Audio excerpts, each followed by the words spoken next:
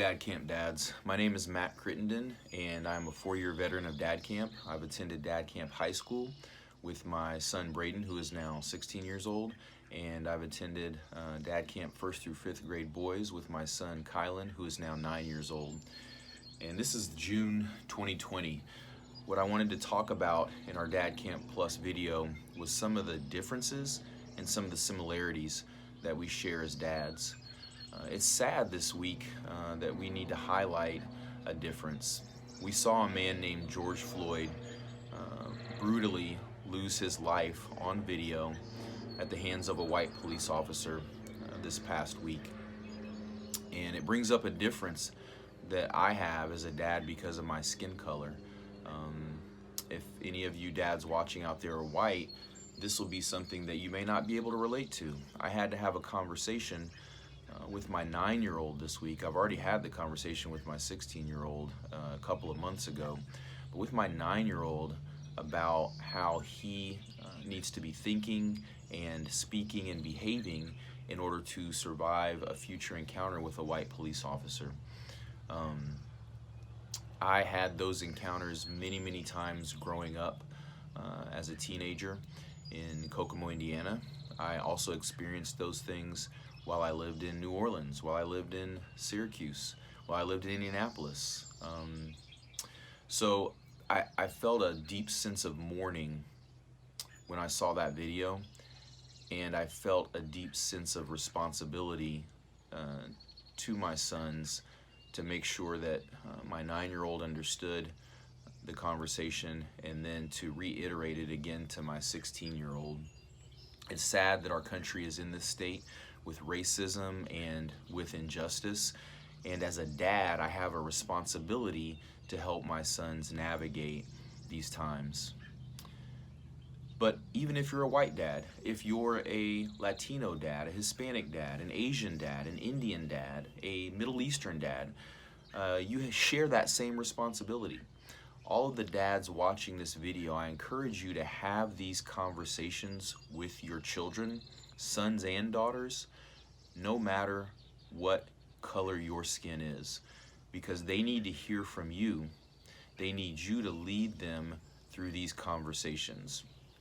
I hope and pray that your conversation would be something that would help them come through this with an understanding that racism is evil, that it's wicked, and that it's wrong.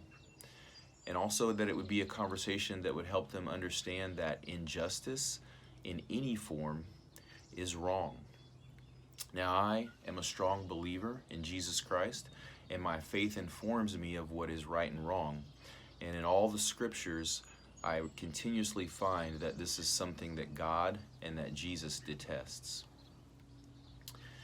We have similarities, though, as dads. That doesn't matter what our skin color is. We're similar in the fact that every place that DADCAMP has gone all over the world, we have one common thing that we see with every dad, every nationality, every tongue, every people group, every color of skin. We all want to knock it out of the ballpark being dads. As Jason has said, we've never run into a dad that says, I want to be a bad dad. And in this time when so many things about our differences are being highlighted, I just want to highlight something that unites us, that brings us together. We are all under one common banner of fatherhood. And for me, that means being a godly man, leading my wife and children well in the way that God commands me to. So I hope that this video sheds light on some things that you may be thinking about. I also just want to highlight one more point. If you are out there and your skin is not brown, and you have men that you do life with whose skin is brown, please reach out to them. It meant the world to me that Jason just invited me to have lunch with him and have a conversation about my thoughts and my perspective and how the recent events are affecting me and my family. And I assure you that your African American brothers and sisters want to hear from you.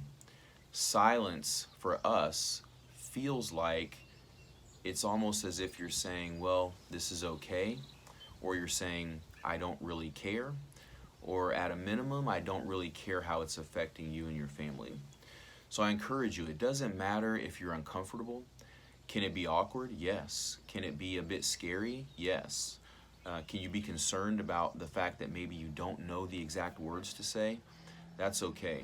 Your speech doesn't have to be eloquent. Just speak from the heart. If those people are being placed on your heart, reach out to them and let them know that you're thinking about them, that you're loving them in these times, and that you are willing to pray for them and support them in whatever way they might need.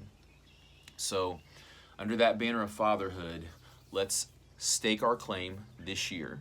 Let's not just stake our claim that we're going to go to Dad Camp, but let's stake our claim that we are going to be champions for equality and justice as we lead our families through 2020. Thank you. Dads, your families need you to lead through difficult situations. So let's take Matt up on his challenge. First, talk with your kids. Listen to them, pray with them, and remind them that racism is never okay. That if we ever judge someone by the color of their skin, we're not just making a judgment against that person, we're actually making a judgment against God. What we're saying is, God, you messed up. You made a mistake. When the facts are that God doesn't mess up. God doesn't make mistakes. God made us all in his own image, and God loves us all. So make sure your kids hear that from you. And secondly, if you have friends that have a different color of skin than you, reach out to them. Just listen to them and remind them that you're with them and that you love them. Dads, your families need your voice, so go use it.